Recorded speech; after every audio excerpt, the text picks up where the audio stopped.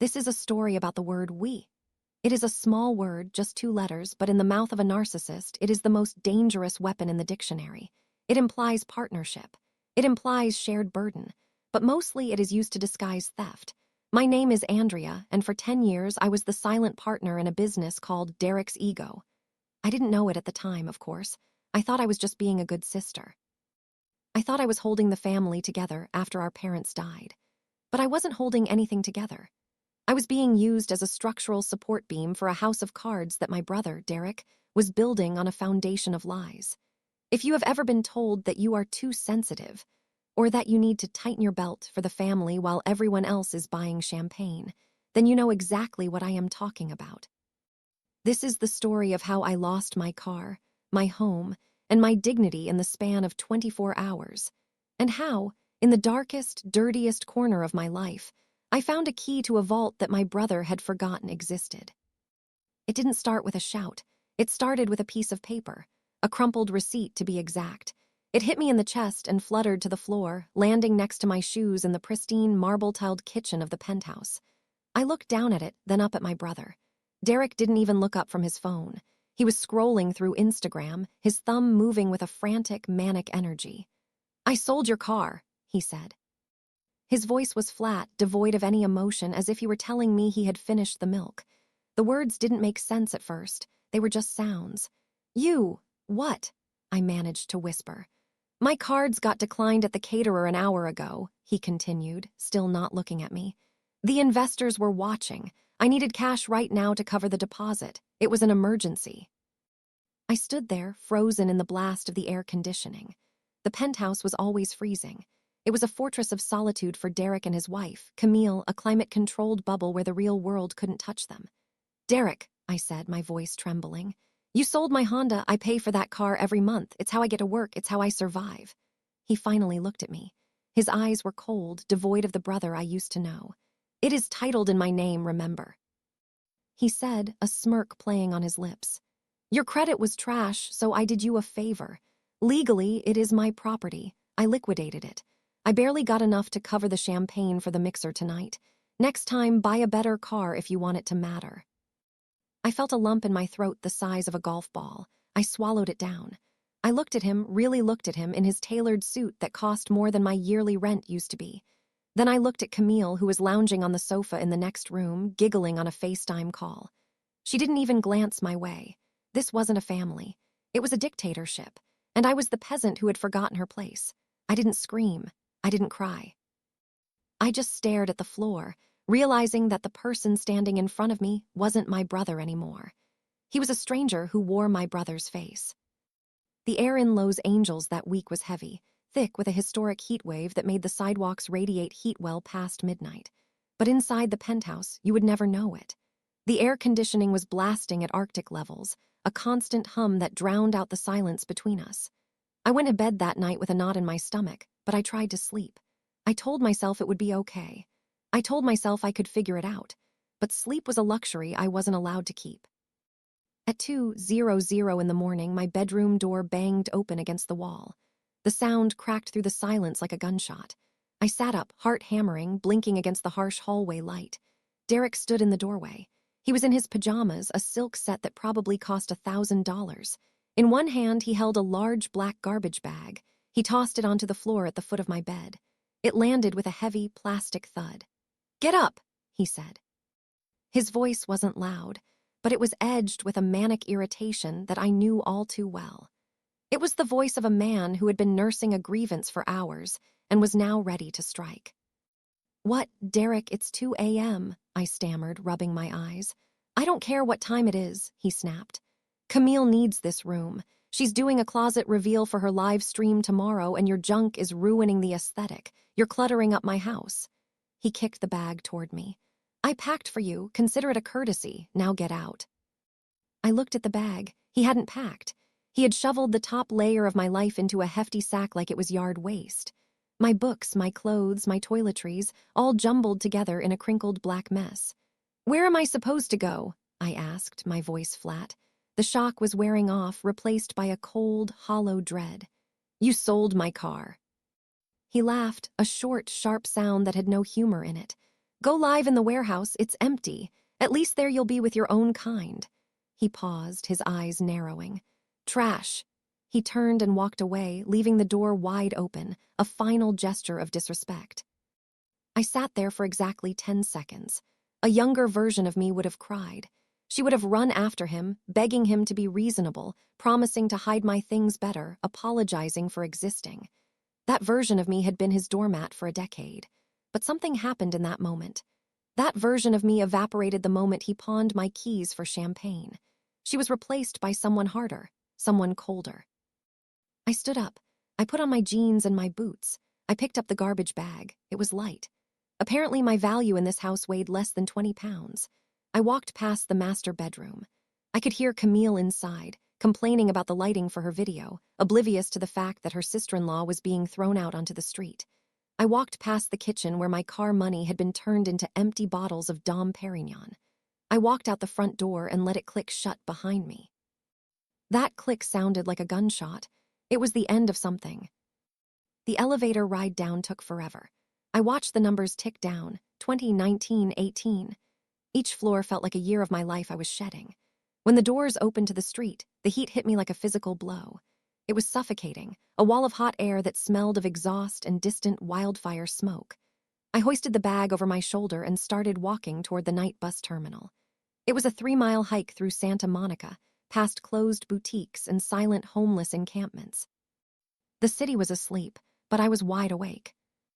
With every step, the rhythm of my boots on the pavement beat a new pattern into my brain. Thud, thud, thud. I stopped thinking like a sister. I stopped thinking like a victim. I shifted gears into the only mode that had ever kept me safe in the corporate world. Logistics. I began to run a mental audit. Current status, displaced. Transportation, public transit only. Cash reserves, minimal. Liability, a toxic partnership that just violated every term of the agreement. In my line of work, when a partner breaches a contract this severely, you don't file a complaint with customer service. You don't ask for a refund. You secure your remaining assets. You cut your losses. And you prepare for a hostile takeover. Derek thought he had thrown me away. He didn't realize he had just released me from the only thing holding me back. He thought I was trash. He was about to find out that trash burns. The bus dropped me off 3 blocks from the industrial district. The pavement was cracked and uneven, radiating heat through the soles of my boots. Even at 3:00 a.m., the air here tasted like diesel and dust. I stood in front of the warehouse. It wasn't a building. It was a rotting brick tooth and a mouthful of concrete. The windows were barred, and the for sale sign Derek had put up months ago was peeling off the gate, bleached white by the sun. This was the family legacy he had screamed about for years. This was the property he had guilted me into saving. I unlocked the padlock with the spare key I kept on my ring, the only key I had left.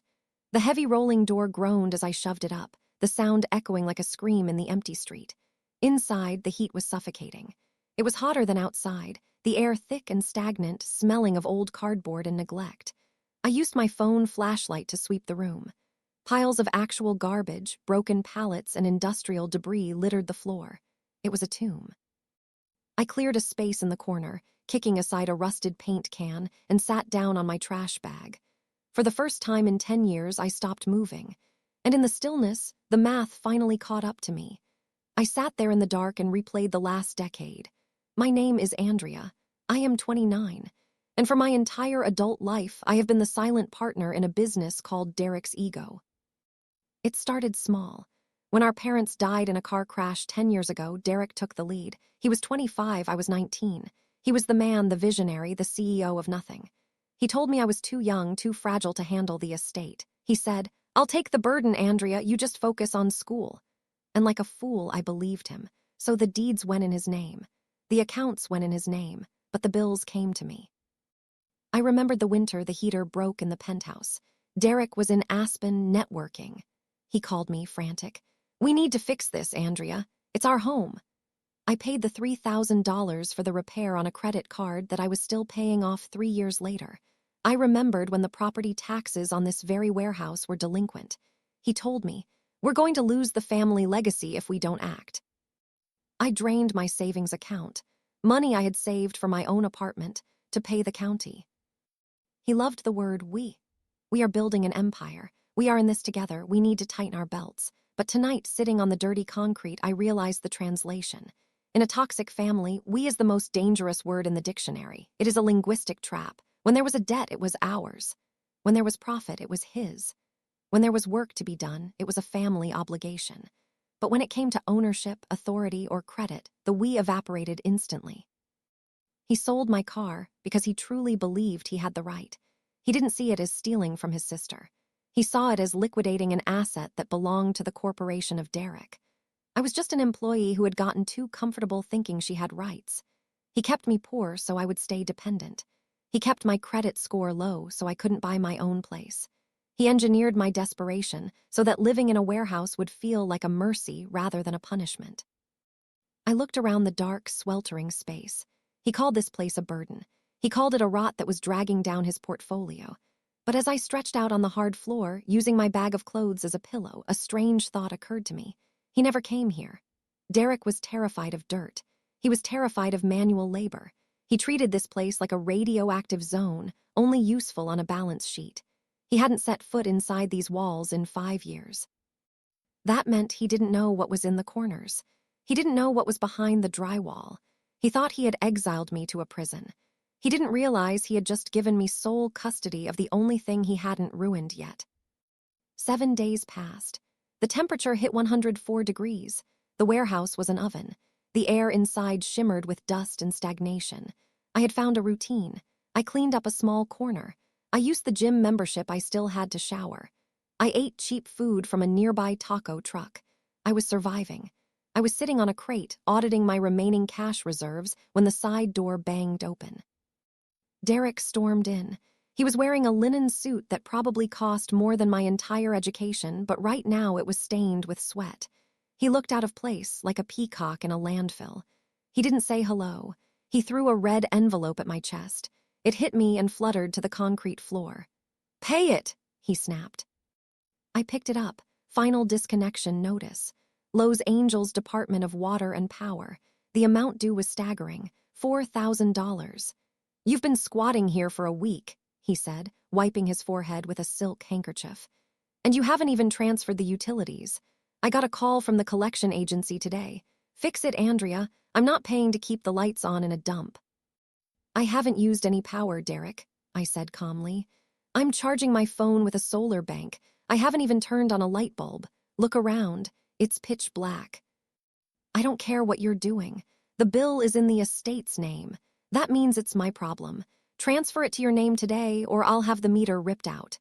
He turned on his heel and marched out, desperate to get back to his air-conditioned car. I stood there holding the envelope. My thumb brushed over the usage graph printed on the back. I stopped. I work in logistics. My job isn't just moving boxes. It's analyzing data. I look for inefficiencies. I look for leaks. And when I looked at that graph, my brain instantly flagged an anomaly. The usage line wasn't jagged. In a normal building, power consumption fluctuates.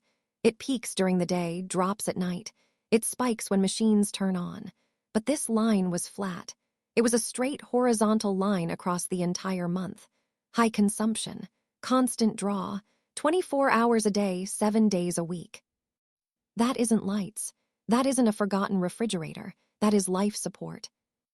I looked around the empty, silent warehouse. There were no machines running, no humming vents. Just silence and heat, but the meter doesn't lie. Somewhere in this building, something was eating electricity like a starving animal. I walked to the breaker box on the far wall. It was an old industrial panel covered in grime. I opened it. Most of the switches were taped off, labeled defunct. But one breaker, labeled Zone 4, was hot to the touch. I followed the conduit. It ran up the wall, across the ceiling trusses, and disappeared behind a stack of rotting plywood sheets leaning against the back corner of the warehouse. I walked over to the plywood. I pulled the first sheet away. It crashed to the floor, kicking up a cloud of dust. Behind it was not brick. It was drywall, newer drywall. Someone had built a partition, a false wall to shorten the room. I grabbed a crowbar from my tool bag. I jammed it into the seam and pulled. The drywall crumbled. A blast of cold air hit my face. It was freezing. Sterile, conditioned air. And with it came a sound, a low, steady hum that had been muffled by the insulation. I smashed a hole big enough to step through. I wasn't looking at a storage closet. I was looking at a climate-controlled vault. The space was pitch black, illuminated only by the blinking green LEDs of massive industrial dehumidifiers lining the walls. They were the source of the hum. They were the reason for the bill. I raised my flashlight. The beam cut through the darkness and hit something that looked like a giant clear blister.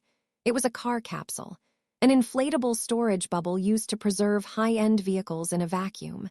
And there wasn't just one. There were 12. 12 shimmering bubbles lined up in military precision. I walked to the first one. My flashlight beam danced over the curve of a fender. Highland green paint. Fastback roofline. My heart hammered against my ribs. I knew that car. Everyone knew that car. It was a 1968 Ford Mustang GT. But it wasn't just any Mustang. I saw the dent in the rear bumper, the specific unrepaired damage from a famous chase scene. This was the Bullitt Mustang. I moved to the next bubble, a 1961 Ferrari 250 GT California Spider. The license plate read NRVOUS. I stumbled back, my hand covering my mouth. Ferris Bueller's Day Off. Derek called this place a burden. He called it a rotting tooth. He threw a disconnection notice at me because he was too cheap to pay the bill. He didn't know. He had never looked. He had never checked the meter. He was so blinded by his own arrogance that he had been sitting on top of the holy grail of Hollywood history and treating it like a landfill. I was not standing in a warehouse anymore. I was standing in a bank vault, and I was the only one who knew the combination. I didn't call Derek. I didn't call the power company. I called Graham. Graham was a freight specialist I had worked with on a nightmare logistics contract 2 years ago involving a shipping container of vintage watches headed for Dubai. He didn't ask questions. He just knew what things were worth. He pulled up to the warehouse 40 minutes later in a nondescript sedan. He looked at the peeling paint, the barred windows, and the general decay of the industrial district with a skeptical frown. "You said you had a cargo issue, Andrea," he said, stepping over a puddle of oil near the entrance. "This looks more like a demolition site." "It's not about the building, Graham. It's about the inventory." I led him to the false wall. I handed him a flashlight. "Zone 4, I said. "Take a look." He stepped through the hole in the drywall. I heard his breath catch, then silence. Long, heavy silence. I followed him in. He was standing in front of the Bullitt Mustang, his face inches from the plastic bubble. He wasn't looking at it like a car. He was looking at it like a religious artifact. "The dent is real," he whispered. "The camera mount welds are still on the rocker panels." He moved to the next bubble. "The red Ferrari, the 1961 California Spider, from Ferris Bueller's Day Off," he murmured. "They said the hero car was destroyed. They said it was crushed." He turned to me, his eyes wide. "It wasn't crushed, it was hidden." He spent the next 20 minutes moving down the line. He checked VIN plates through the plastic. He inspected tire treads. He was shaking. Actually shaking. Finally, he walked back to me. He took off his glasses and wiped them on his shirt. "Andrea," he said, his voice unsteady, "do you have any idea what you are standing on?" "I have a guess." "I need a number." "Conservative. If you liquidated quickly to a private buyer, 12 million. My stomach dropped. $12 million. "If we took it to auction," Graham continued, his voice rising, "if we marketed the lost cinema fleet story, 15 million, easy, maybe 20. 15 million. Derek was selling the land for $500,000 to pay off a $200,000 debt. He was throwing away $15 million because he was too lazy to look behind a sheet of plywood. Graham looked at me, his eyes sharp now. "Who owns the contents, Andrea? Does Derek know what's here?" "No," I said. "He thinks it's all hazardous waste. He's been trying to get rid of the junk for years to clear the lot." A plan was forming in my mind. A dangerous, beautiful plan. "He wants me to handle the cleanup. He's desperate to sell the land and be done with it." "Then," Graham said, a slow smile spreading across his face, "we need to make sure he signs the trash away before he realizes it's treasure." I called Derek the next morning. I used my most submissive, defeated voice. "Derek," I said, "I'm sorry about the power bill. I want to fix this. I want to take responsibility." There was a pause on the other end. He was probably shocked I wasn't fighting him. "Good," he barked. "Transfer the utilities today." "I will," I said, "but I need your help. The city is threatening to fine the estate $50,000 for the hazardous waste inside the warehouse. They say the clutter is a fire hazard. I know you're trying to sell the land. If you get fined, the sale will fall through." "A fine," his voice pitched up, panic. "I don't have time for this, Andrea." "I know, but I can handle it. I can take the contents. I can sign a document taking full legal ownership of everything inside the warehouse. That way, the city comes after me, not the estate. It protects you." "Fine," he shouted. "Yes, do it. I don't care. Just get my name off the liability. I'll email my lawyer to draft a release form. Sign it and get that trash out of there." "Thank you, Derek," I whispered. "You won't regret this." "Oh, I won't regret getting rid of you," he laughed. "Enjoy your junk." The email arrived an hour later. A standard liability transfer. Release of contents. I printed it. I signed it. I had it notarized. Derek signed it electronically. He didn't read it. He never read the fine print. He just saw a way to wash his hands of me. By morning, the cars were gone. Graham had brought in a team overnight. They worked in silence, moving the bubbles onto unmarked flatbed trucks that vanished into the LA dawn. The closing for the land sale was 3 days later. Derek was triumphant. He was selling the land for $500,000. He thought he had won. He thought he had squeezed the last drop of value out of the family estate and kicked his worthless sister to the curb. I walked into the lawyer's office. I was wearing clean clothes, my hair pulled back. I looked calm. Derek was already there, signing papers. He glanced up at me and sneered. "Here to beg for a handout?" he whispered. "No," I said. I sat down across from him. "I'm here to finalize my assets." He laughed. "What assets? You live in a dump." I placed a folder on the table. Inside was the bill of sale from the private auction house in London, and the wire transfer confirmation. "Derek," I said, my voice steady, "do you remember the Bullitt Mustang, the Ferrari from Ferris Bueller?" His laughter died. His face went pale. What are you talking about?"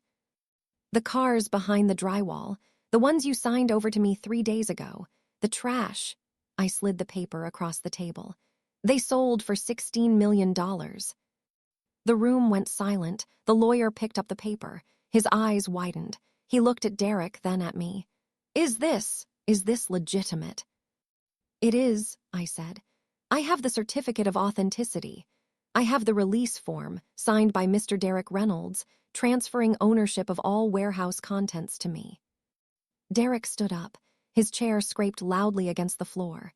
"You're lying. That place was empty. It was junk." "It was history," I said softly, "and it was mine."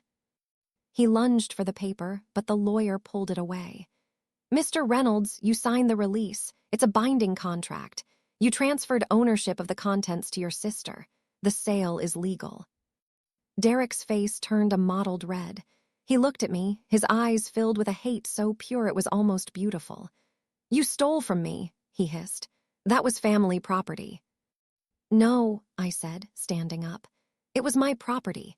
You made sure of that when you wanted to avoid a fine. You were so desperate to treat me like trash that you didn't realize you were throwing away diamonds." He screamed. He threatened lawsuits. He threatened to kill me. The security guards had to escort him out. But as he was dragged away, I saw it in his eyes. The realization. The crushing weight of his own arrogance. He had been sitting on a fortune, and he had given it away because he couldn't be bothered to look past the surface. I walked out of that building into the California sun. The heat was still there, but it didn't feel oppressive anymore. It felt like a cleansing fire. I didn't keep all the money. I paid the taxes. I paid back the debts that were truly mine. But the rest was freedom. I bought a logistics firm. I bought back our parents' old home, the one Derek had sold years ago to buy the penthouse. I sit there now sometimes and I think about the word we. I used to think we meant sharing. Now I know that we is often just a way to take. Derek taught me that. He taught me how to survive. He taught me how to audit my life and find the leaks. He thought he was the CEO. He thought he was the visionary. But in the end, he was just a man standing in a dark room, staring at a blank wall, while the treasure he sought was hidden just a few inches away, in the place he was too afraid to look. He wanted me to be trash. Instead, he made me a queen. So if you are listening to this, and if there is a Derek in your life, remember this. The moment they think they have discarded you is the moment you become the most dangerous, because you have nothing left to lose. And in that freedom, you will find everything you were worth. If this story gave you a sense of justice, if it made you believe that sometimes, just sometimes, the universe balances the scales, then please hit that like button. It helps this message reach others who might need to hear it. And if you want to hear more stories about people taking back their power, make sure to subscribe. I read every single comment, so tell me, have you ever been underestimated? Have you ever found treasure in a place someone else called trash? Let's talk about it. Thank you for listening. I'm Andrea, and remember, never let anyone else write your value statement. See you in the next story.